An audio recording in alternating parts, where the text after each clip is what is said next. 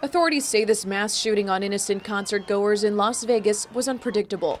While police are still trying to determine a motive, social scientist Dr. Stephen Morowitz at Cal State East Bay says a lone gunman can be driven to such violence by a traumatic life or disgruntling experience. Long-term factors like being exposed to violence, and I should also add neglect.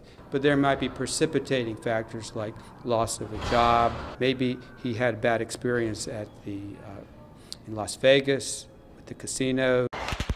Shocking video shows the moments thousands of people had to make split-second decisions to save their own lives and those around them.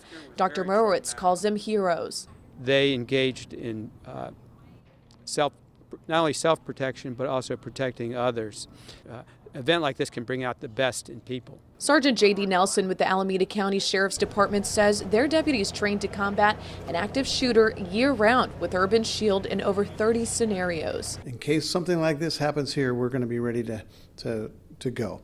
In a situation like this, life safety is the number one goal of any first responder. So that's the first thing they're going to do. The second, and almost as equally important, is to get at that shooter.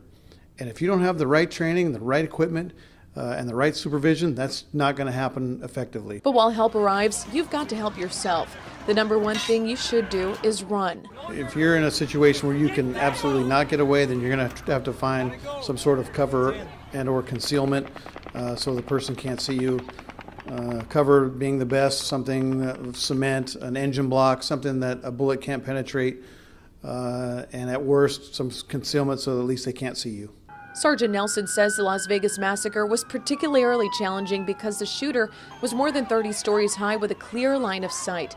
The department says it will most likely add this latest tragedy to their training. In the East Bay, Ella Sugamonian, KRON 4 News.